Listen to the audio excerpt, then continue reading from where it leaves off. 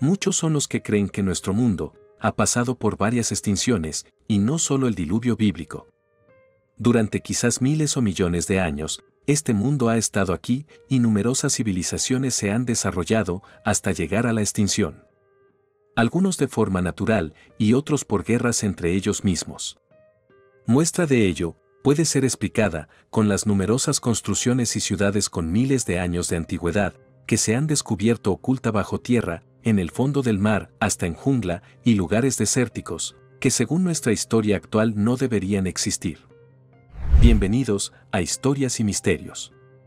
Hay un número de ciudades antiguas, consideradas como un mito por la mayoría de los autores, las cuales algunos creen existieron antes de nuestra historia escrita en diferentes lugares de la Tierra. La ciudad perdida de Zeta, al igual que Atlantis, es un lugar misterioso. Hay un documento interesante, referido como el manuscrito 512, ubicado en la Librería Nacional de Brasil, en Río de Janeiro. Menciona cómo un grupo de exploradores se encontraron con una ciudad antigua en ruinas en el oriente de Brasil, en 1753. Esta magnífica ciudad de piedra no era como las otras que habían visto, con arquitectura que recuerda a la antigua Grecia y misteriosos escritos que no eran nativos de la región. La persona más famosa en buscar esta ciudad perdida fue un hombre llamado Coronel Percy Harrison Fawcett, un renombrado explorador que intentaba descubrir la ciudad perdida. Pensó estaba escondida en alguna parte de la jungla amazónica. Según mitos y leyendas, la ciudad perdida Zeta pudo ser dirigida en tiempos antiguos por los descendientes de la Atlántida. Se cree que los atlantes que sobrevivieron a la destrucción de su hogar escaparon hacia diferentes regiones en la Tierra, y algunos de ellos terminaron en el Amazonas, en donde eventualmente se establecerían. El coronel Fawcett realizó 8 expediciones, desapareciendo en la última bajo circunstancias muy raras. ¿Encontró la ciudad perdida Zeta en la jungla del Amazonas? ¿Podría estar relacionada a la ciudad perdida Zeta con El Dorado y Atlantis? ¿Qué sucedió con el coronel Fawcett en su última expedición? Durante la era de la exploración, historias de ciudades míticas perdidas eran muy populares. Pero ¿de dónde vienen las historias sobre ciudades masivas, hechas de oro, y que han sido habitadas por seres poderosos? Podemos decir que parte de estas historias vienen del viejo continente, años después de la destrucción de Atlantis de Platón. Cuando los exploradores europeos comenzaron a llegar a América, los mitos y leyendas de criaturas sobrenaturales y tribus pseudo-humanas lentamente abrieron paso a historias de ciudades antiguas masivas, escondidas en el corazón de la jungla.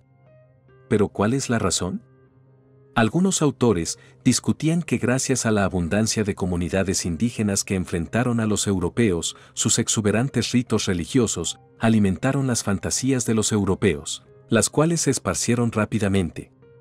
Pensando en una gran civilización, cuya riqueza ninguno puede imaginarse, fue rápidamente reconocida como común, una idea que, según muchos autores, se convertiría en la leyenda del Dorado, y que además satisface el hambre delirante de oro del primero y varios de los sucesivos visitantes del continente. Las leyendas de ciudades ricas y abandonadas fueron la inspiración perfecta para que miles de exploradores y conquistadores y colonos se sumieran ferozmente hacia lo desconocido. Sin embargo, ese no es el caso de la ciudad perdida de Zeta. Lo que es diferente acerca de esta magnífica ciudad, es a diferencia de los otros mitos y leyendas, es que hay evidencia real de su existencia. El coronel Percy Harrison Fawcett fue un explorador británico quien dio nombre a la ciudad perdida Zeta en 1912, después de encontrar un antiguo documento titulado Manuscrito 512, el cual está resguardado en la Biblioteca Nacional de Brasil. Se cree que el documento, llamado Manuscrito 512, fue creado por bandeirantes portugueses. Los bandeirantes fueron colonos y cazadores de fortunas de Brasil y portugueses del siglo XVII, aunque su objetivo original era capturar y esclavizar a los nativos americanos.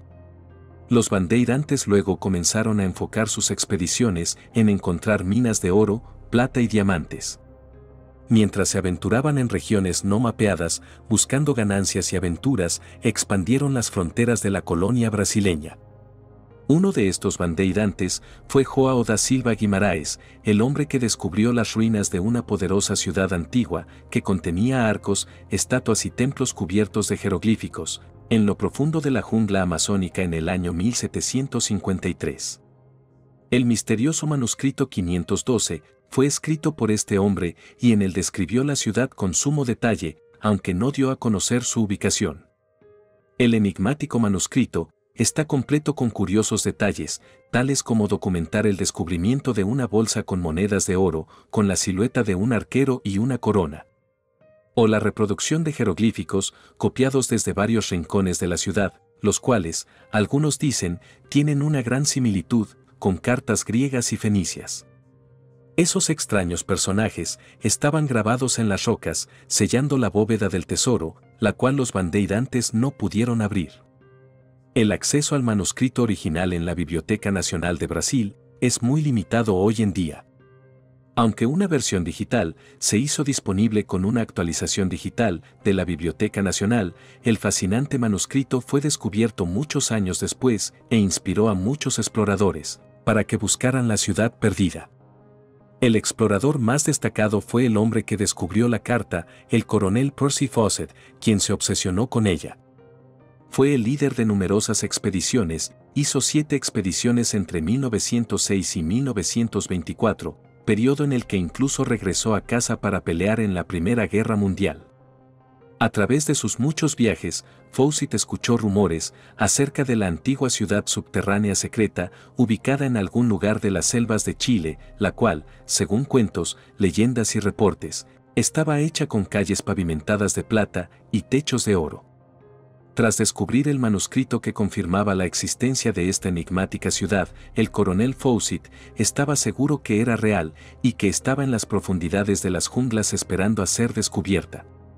El coronel escribió acerca de la ciudad perdida de Zeta en una carta a su hijo en 1912. Espero que las ruinas sean monolíticas y de carácter más antiguo que los descubrimientos egipcios más antiguos. A juzgar por las inscripciones halladas en muchas partes de Brasil, sus habitantes empleaban una escritura alfabética similar a muchas otras antiguas escrituras europeas y asiáticas. Hay rumores también de una fuente extraña de luz en los edificios, un fenómeno que llenó de terror a los indios, que aseguraban haberlo visto. El lugar llamado Zeta, nuestro objetivo principal, está situado en un valle rodeado de altas montañas. El valle tiene aproximadamente 10 millas de ancho, y la ciudad se halla sobre un promontorio en el medio del valle, llegando hasta ella por un camino de piedra. Las casas son bajas y sin ventanas, y hay un templo piramidal. Los habitantes del lugar son numerosos, poseen animales domésticos, y han excavado minas en las colinas circundantes. No muy lejos hay una segunda ciudad, pero la gente que vive ahí es de rango inferior a los habitantes de Zeta. Aún más al sur hay otra gran ciudad, medio enterrada y completamente destruida. A juzgar por esta carta, el coronel Fawcett creyó fervientemente en la existencia de esta ciudad y estaba determinado en ser quien la descubriese. En 1920 intentó en solitario buscar a Zeta, pero lo dejó después de que una fiebre mató a su animal de carga.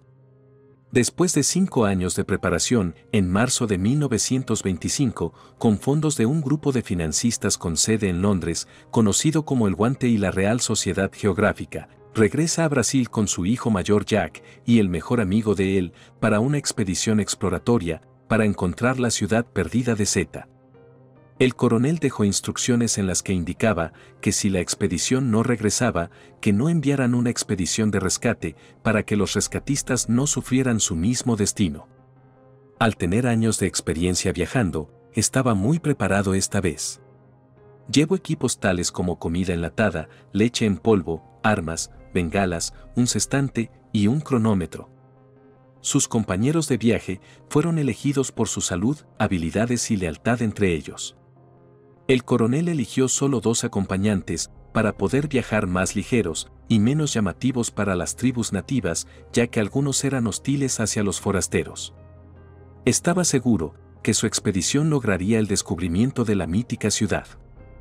En mayo de 1925, las expediciones llegaron a territorio desconocido, explorando una zona que ningún forastero se había atrevido a cruzar. Las creencias del coronel estaban muy influenciadas por lo que los indios le dijeron acerca de supuestas ciudades perdidas esparcidas a lo largo de la selva amazónica. Incluso su penúltima carta, mencionada la historia.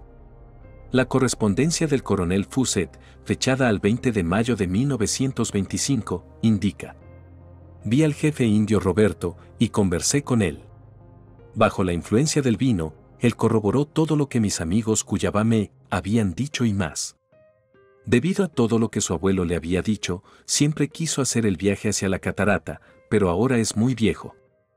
Tiene la idea de que indios malos son numerosos allá, pero se comprometió a afirmar de que sus antepasados construyeron las antiguas ciudades.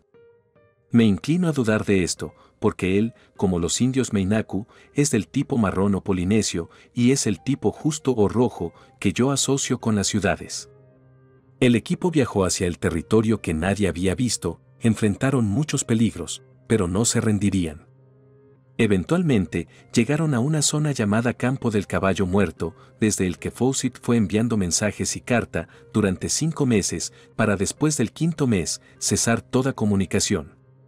En este último envío, el 29 de mayo de 1925, escribiría una carta a su esposa.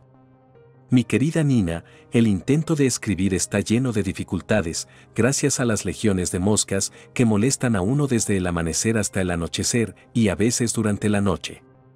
Las peores son las pequeñas, son más pequeñas que una cabeza de alfiler, casi invisibles, pero pican como un mosquito. Nubes de ellas siempre están presentes, millones de abejas se suman a la peste y otros insectos en abundancia, horrores punzantes que se apoderan de las manos. Incluso las redes de la cabeza no los mantienen fuera, y en cuanto a las mosquiteras, la plaga vuela a través de ellas, es bastante enloquecedor. Esperamos atravesar esta región en unos pocos días, y estamos acampados aquí por un tiempo, para organizar el regreso de los peones que están ansiosos por regresar, habiendo tenido suficiente, y no los culpo. Continuamos con 8 animales, 3 mulas de silla de montar, 4 mulas de carga y una madrina, un animal líder que mantiene unidos a los demás. Jack está bien y en forma y se fortalece todos los días, a pesar de que sufre un poco por los insectos. Yo mismo soy mordido o picado por garrapatas y estás pium, como llaman a las pequeñas, por todo el cuerpo. Es Rally lo que me preocupa, él todavía tiene una pierna vendada, pero no quiere regresar. Hasta ahora tenemos mucha comida, y no necesitamos caminar, pero no estoy seguro de cuánto durará esto. Puede que haya poco para que coman los animales a medida que avanzamos. No puedo esperar resistir este viaje mejor que Jayco y Rally, mis años lo notan, aunque hago todo lo posible para compensarlo con entusiasmo. Calculo que me pondré en contacto con los indios en aproximadamente una semana, quizás 10 días, cuando deberíamos poder llegar a la cascada de la que tanto hablamos. Aquí estamos en el campamento del Caballo Muerto, latitud 110:43 al sur y 500:40:35 al oeste, el lugar donde murió mi caballo en 1920, solo quedan sus huesos blancos. Podemos bañarnos aquí, pero los insectos hacen que sea a gran prisa. Sin embargo, la temporada es buena, hace mucho frío por la noche y está fresco por la mañana. Pero los insectos y el calor están en plena vigencia a mediodía y desde entonces hasta la noche es pura miseria el campamento, no debes temer a ningún fracaso. Aquellas fueron las últimas palabras del coronel Percy Harrison Forbes. Y transcurrieron 2 años y nada se supo de él, su hijo y los demás que lo siguió en su viaje. Uno de los exploradores más famosos de la historia, junto con los miembros de su expedición, desapareció por completo, sin dejar rastro, y nadie tenía idea de qué sucedió con ellos. Esto conllevó a muchas expediciones para poder encontrarlos. Misteriosamente, cada expedición sufrió el mismo destino de Force. Todo aquel que siguió el camino del coronel Fawcett desapareció por completo o perdió su vida durante su intento. La desaparición de Fawcett conllevó a que 2 expediciones se llevaran a cabo en la que más de 100 personas perdieron su vida, intentando encontrar no solo a Fawcett, sino también a la legendaria ciudad perdida de Zeta. Nadie sabe lo que sucedió realmente a Fawcett, su expedición y a más de 100 personas que decidieron buscarlo. Varias teorías fueron propuestas, algunos dicen que el coronel y su equipo fueron asesinados por una tribu amazónica, mientras que otros sugieren que murieron de hambre, se ahogaron o sufrieron alguna enfermedad. Hay quienes dicen que Fawcett y su equipo encontraron la ciudad perdida de Zeta y tal vez pasaron sus últimos días allí. ¿Y tú? ¿Crees que la ciudad de Zeta existió o existe de verdad, o todo se trató de una historia fantástica llevada por un hombre que solo buscaba protagonismo en la historia, y que muchos se dejaron llevar por el encanto que en ella se vendía? Tal vez la ciudad perdida de Zeta sigue ahí, en las profundidades de la jungla amazónica. Y quizás nunca descubriremos su ubicación.